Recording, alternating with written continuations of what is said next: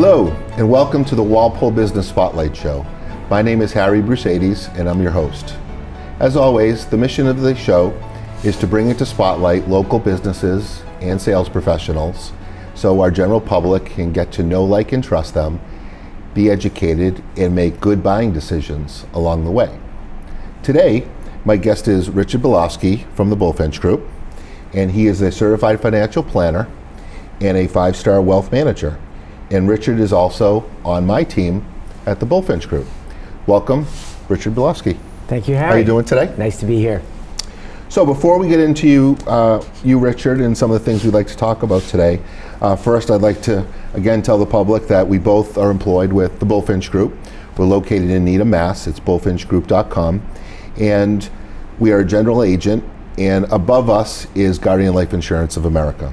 As a general agent, we are able to place business with many different carriers, but we also place business with Guardian because we have come to know, like, and trust them, just like we do with the show here. So when it comes to the Bullfinch Group, we manage financial insurance for our clients, and our goal is to build and preserve wealth for them as well. Today's show is going to be about the 10 common financial myths that people either have perceived along the way or think that they believe to be true. Before I go into that, let's get to know a little bit more about Richard. So Richard, how long have you been with the Bullfinch Group? I've been with the Bullfinch Group for 11 years. Okay. And prior to that? Prior to that, I've spent the previous 20 years in another financial firm. So I've been in the business of helping people make good financial decisions and put their financial affairs in order for over 30 years. So what got you into the business almost 30 years ago? Well, over 30 years ago, I was in a completely different business.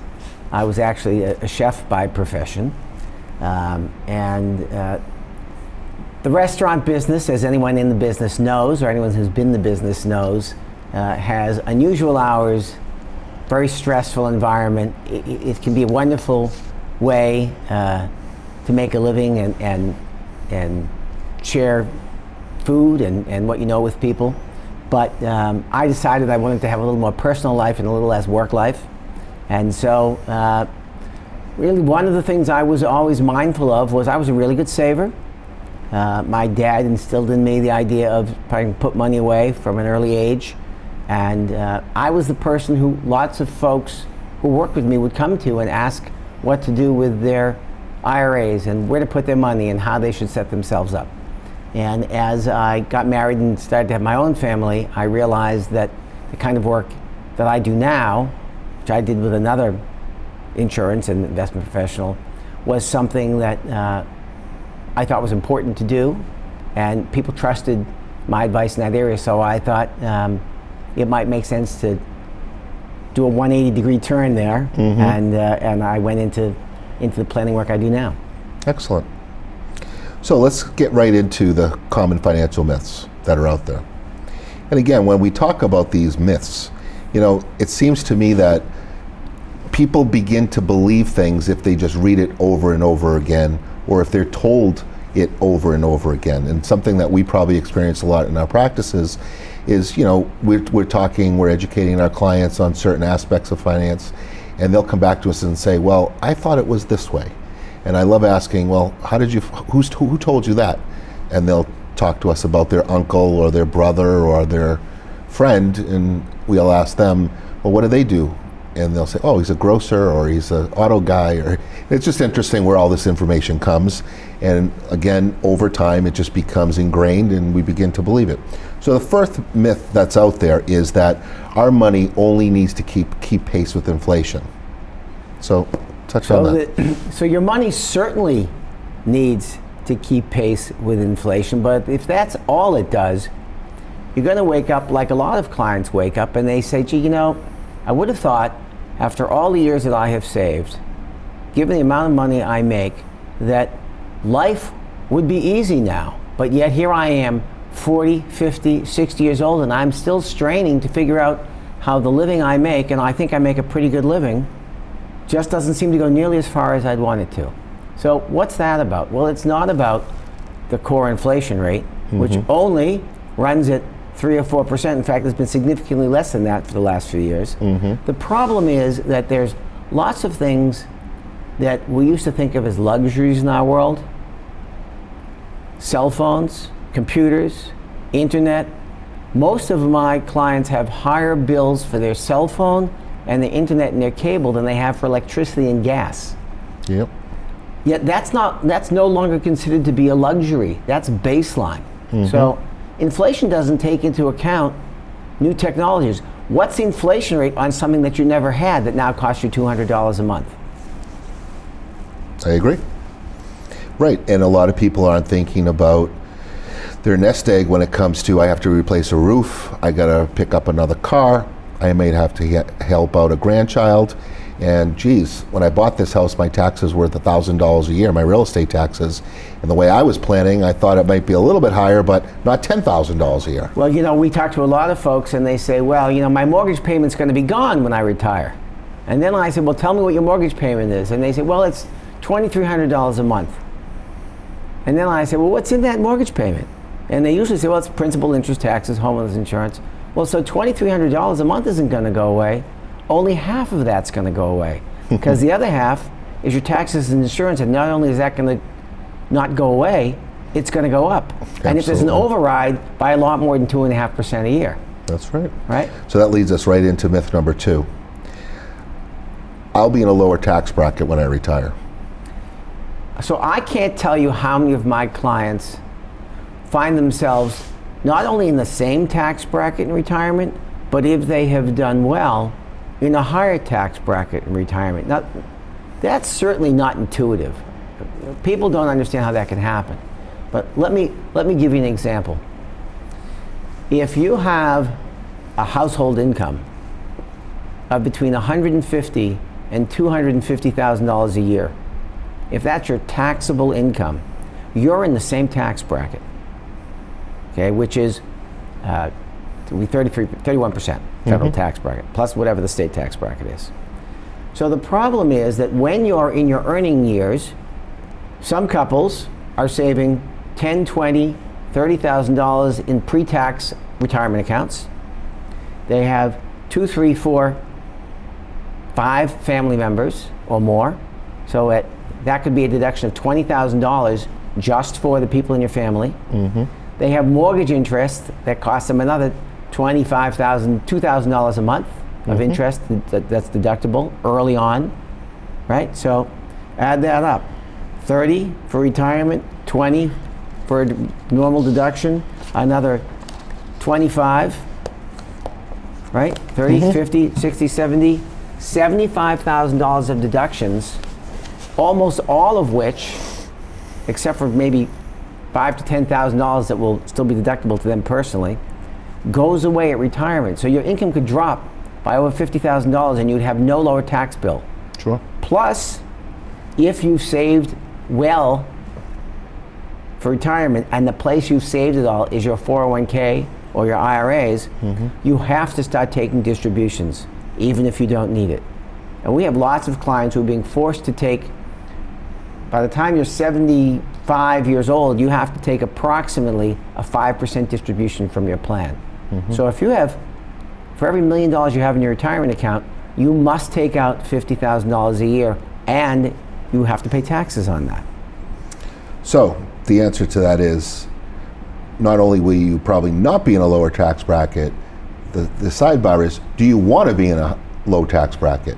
I guess I would rather be in a higher tax bracket, which means I have more income. Right. So my father always said to me, don't cry too hard if you have to pay more taxes, because it probably means you made more money. Yeah, exactly. So moving on. The beautiful, the wonderful 401k, all right? My 401k plan creates a tax savings which can be spent or invested. So when there's a lot of misunderstandings around 401ks. So the traditional approach is you put the money into your 401k, and this is usually people's first foray into saving towards retirement. And they should be saving towards retirement. But if they're putting, let's just make the math easy. If they're losing a third to income taxes on their income today, and they put $15,000 into the retirement plan, then that means there's $5,000 they didn't have to give to the Internal Revenue Service this year, and they get to have that money grow into the future. The problem is that $5,000 they chose not to pay today, well, they certainly don't get to spend it today because it's in the plan, right, with the other $10,000 they put in. Sure. The other problem is that really your 401k should be divided into two lines on your statements. One should say the money that belongs to you, and the other should say the piece that you didn't pay in taxes today that you will always owe to the government tomorrow. So if you put $15,000 in and later in life you have $3 million, well, 2/3 of that belongs to you and the $1 million still belongs to Uncle Sam, unless, of course, going back to the previous question, Harry, you are in fact in a lower tax bracket, in which case maybe of that $3 million you only have to give 25% to the government. Sure. Yeah, the other part of that is too, who knows what the government will do with the marginal tax brackets? They may move them up. Well, the fact, way. In terms of where tax brackets are going to go, we know that historically they go up and down and up and down again. And we don't know where they're going to be when we need the money. What we do know is that the government's broke. Every penny that comes in goes out and then some. And given Congress's inability to try to figure out how to spend any less or collect any more, I don't know how eventually they're not going to come to the place where they need to ask for more. I agree. All right, next up, and I love this one because my daughter just came to me the other day and said, I want to set up an IRA at 17 years old. And the reason was she saw this miracle of compounding interest and how that works and how you keep putting money in and then eventually it just has this huge takeoff and you're going to be a multimillionaire. So, although there is a miracle when it comes to compounding interest, there's something else behind the scenes. Let's talk about that. So, there's a couple things going on when it comes to growing your money. First of all, I don't want to confuse anyone with this message. You should save for the future. You need to save a substantial amount of money for the future. Most people should save 15%. If you're making several $100,000 or more, that number should be 20% plus. We can talk about more why later. Yep. But the problem is that all those charts that show money growing off into the future, they really say something like this. Put your money in every year, earn 7, 8, 10% a year in interest, and at the other end, your money's really going to take off. Well, the fact is, it will take off. If you do this for a total of, if you do this from 25 to 65, it's going to take off at 55. And you never touch one penny. And then it's going to double from 55 to 65 if you average 7.2%. The problem is, if your portfolio is geared to be that aggressive, that it could double in that last 10 years, it could also get chopped by 10, 20, 30, 40, 50%. So nobody who's prudent, who's a good steward of their money, leaves it so that it has a chance of losing money as you approach retirement. So it's an unrealistic and an unfulfillable promise to responsibly think that money can grow like that. So, and then there's the additional issue of the fact that more often than not, opportunities and emergencies arise during people's lifetimes, and they need to have access to money. I mean, it's a fact that they will. Sure. And so if the only place they put their money is in their 401k, where there's going to be a 10% penalty except for a few exceptions, or they can only access $50,000 by a loan, which they have to pay back over a very short time frame, then they're going to end up paying penalties, and they're never going to realize that growth the way it looks on paper. Yeah, and also behind the scenes is the miracle of taxes that is continually compounding. Right. If you were to play that game. Right. So if you're growing your money in a retirement plan, we've talked about the fact that that's not all your money, right? Yep. A big chunk of it belongs to the IRS. If you're doing it in a taxable world where you haven't done anything to shield your money from taxes, I always tell people it's like trying to build a snowman in the middle of July when it's 95 degrees out under the blazing sun, right? You roll that big first ball to make the snowman, you turn, you roll a second ball for his belly, you look back and the first ball is as small as the second ball now. What happened? While you were busy trying to grow your money, the government was taking chips out, Sure. right? And you end up with less than you expected. Absolutely. So a lot of folks say to me, what kind of rate of return can I expect on my money? That's their focus, is on tell me my rate of return. Sure. And what we say is that if we can be more efficient with how your money is grown, you might with more certainty end up with more money, certainly more spendable money, and be able to take less risk because we use other strategies along with it. Sure. Well, that's the debate that we have, ROR versus ROS. Is it more important to have a great rate of return, or is it more important to have a great rate of savings? So moving forward, because we could talk about an hour on each one of these myths, but we got to keep moving. The next one here, I love this one, is I won't need life insurance when I retire. So, I just had someone in my office yesterday, and he said he wasn't so worried about having life insurance when he retired, but he likes his work, he loves what he does, he makes a good living doing it, and he said, I don't see any reason why I'm going to stop doing this until I just can't do it anymore. And I looked at how his savings had accumulated, and I said, well, that's really good, because you can't afford to stop doing this anywhere close to 65. You're going to earn millions more if you keep doing it. Sure. But the problem is, if he can't keep doing it because he doesn't have the health, or he dies along the way, his family, his wife, who will be the other one left home at that point, won't have enough assets to sustain herself. So he needs it because he hasn't hit retirement yet, even though he's at retirement age, right? And we see a lot of people either trying to catch up in their 60s and overfund these 401ks at this time, or still have a lot of responsibilities at home. A lot of the kids are still, I can't tell you how many 60-year-olds we see, the kids are still at home. They're not moving out anytime soon. I still have to take care of them if something happens. Or I'm 60 and my wife's 50. These are a lot of things that, at the end of the day, people that picked up these term policies in their 30s, and whether it was 20 years or 30 years, these are the calls we're getting. Not too many times do people call us, but they do call us when my life insurance is running out and I'm 58. Well, one of the other, people think traditionally of insurance as replacing income, but it's also there to replace assets that you might spend down during your lifetime. Sure. And one of the other income streams that's pretty substantial for most folks who are currently in their early 60s is their Social Security benefit. So if a husband and a wife were both working, and they each might be collecting, if they were moderately high income earners, they might each be collecting $30,000 a year from Social Security. So when the first of them dies, they're only left with the better of those two checks. If they were both collecting $2,500 a month, they're missing $30,000 a year that they're used to coming into their world. So that's an asset stream that still might need replacement, even though you're not working anymore to create it.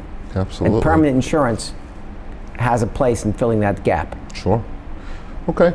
Before we move on to the next one, and it's without trying to be a wise guy with some people that I talked about on this aspect, I asked them, you've got a home when you retire, correct? You have a car. You going to pay insurance on those assets? Absolutely, Harry. Why? Because I value that asset, and if something would happen, I want to make sure it's replaced. Well, what about you and the value that you bring to the house, whether you're 55, 60, or 80? And I can tell you, probably the best time to have our own life insurance is when you're retired or when you're older, because that's when it's going to pay, because that's when you're more likely to die, correct? Well, it's true. So recently I had a couple in they're my age, so they're in the late 50s, and they came in, their mother died. Both their parents were in pretty good health into their early 90s, actually. They came into the office, and his mom had just died, and he said, now that Mom has died, we realize that Dad isn't in as good a shape as we thought he was. Everything was fine while they were both there. One still had their wits about them. The other one physically was strong enough and capable to get things done. But when they lost one half of that capacity, his dad couldn't be home alone anymore. So they needed to be able to find a chunk of money to reposition Dad, get him into a different housing situation where he could get the assistance he needed. And they had to use the assets that were available to them, right? They had to spend that down to get that done. But if there had been permanent insurance in place that showed up when the mom died, there would have been cash on hand, tax-free cash, Sure. that would have helped to cushion that blow. And that's another available option for people versus the long-term care policy. You know, a lot of times people will say, well, you know, I might pay those premiums forever and never need it. Well, how about paying life insurance premiums forever, knowing that you will get paid? Somebody that you leave behind will be a beneficiary, will get a tax-free asset, and then will be able to take care of themselves if there's a long-term care need at that point. Right. So it's become more popular to look at alternative solutions for a long-term care event than just traditional long-term care policies. For the reason you said, which is at least you're guaranteed something will come back to you. And the other reason is that while we often recommend traditional long-term care insurance, the pricing has gone way up and the pricing isn't stable. In fact, this week John Hancock just announced that they were actually sending out letters to clients about a 20% increase in their premiums. So they either have to pay the 20% or have 20% less coverage if they want to keep paying the same thing. So the problem is there has not been good stability in that product line. Sure. Okay. Moving forward, again, we've got 10 common financial myths that we're addressing today. We did actually hit on number 8, which was the rate of return on my assets is more important than regular saving habits. So we'll skip over that. Disinvesting is the same as investing.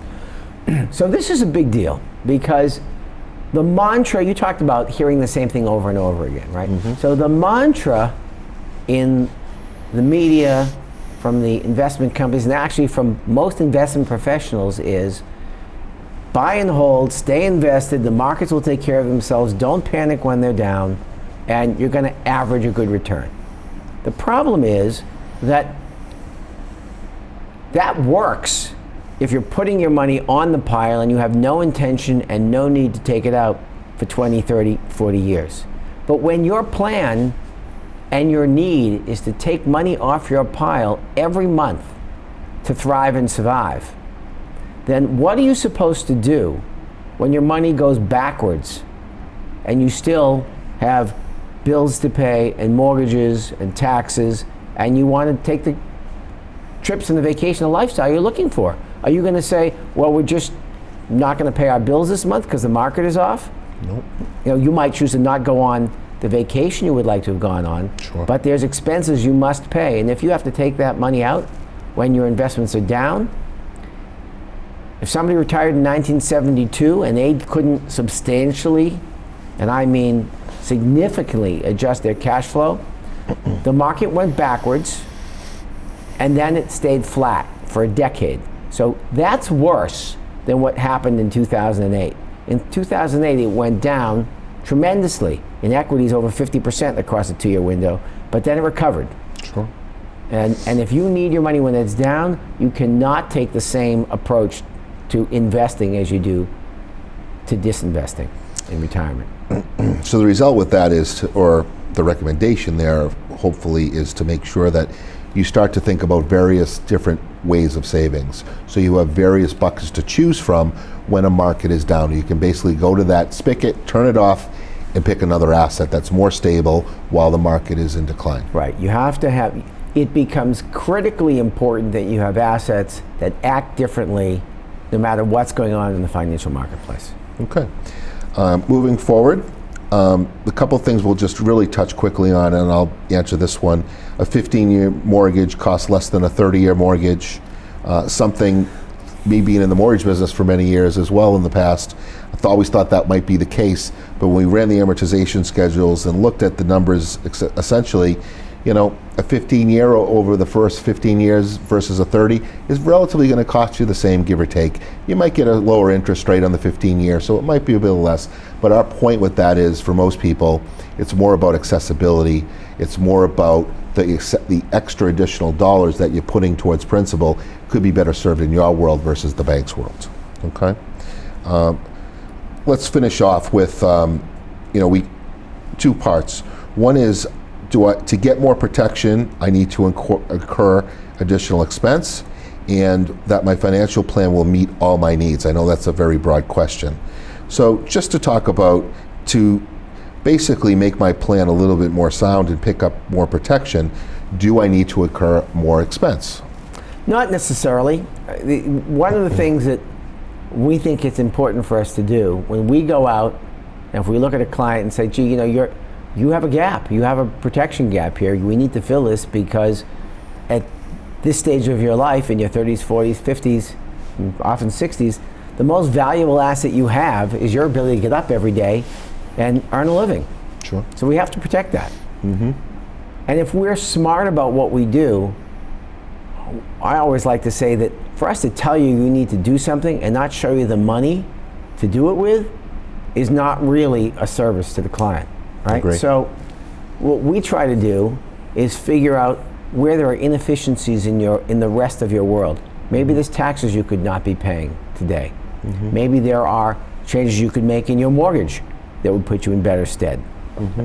Maybe there's expenses that you're just not really paying attention to, right? Yep. That we can recover and bring back into your world. And if we can do that, most people are very happy to be able to put the right kind of plan and protection in place if they know that it's not going to change their lifestyle. Absolutely. Well, great. So we're kind of getting close to the end, and I just want to kind of finish off with a big or broad macroeconomic philosophy of what we bring to the table. And it does kind of touch base on all these different financial myths that we spoke about today. And I kind of consider my 3 rules of financial success being: number 1, protection, which is protect what you have first, then move forward. Number 2, being financially efficient and coordinating your assets properly. And number 3, to always, always, always focus on retirement income planning, because there's a big difference there. What we see with most clients that walk in our door, like you had said, they're all focused on what's the rate of return, okay? And a lot of times when they do their calculations, it's money times rate times time equals this glorious number, and now I'm going to be all set when I walk into retirement. But if they're following these financial myths with that approach, what we talked about today already shows them that, number 1, that might not be the case. And even if it is the case, it could be well eroded from the outside forces that we have in this life, whether it be taxes, market corrections, loss of job, loss of life. I can go on and on. All right? Well, I hope everybody enjoyed the show today. Again, our mission is to bring great information to you, the viewer, so you can make informed decisions, and that you can go out and find people that you begin to know, like, and trust, so you can do business with them, and you can tell people about them and people that you know and care about, so they can be taken care of properly. So again, I thank you for joining us today. Richard, thank you for coming in. Thank you, Harry. Appreciate your time. Pleasure. Have a great day. Thank you very much. Be well, be safe.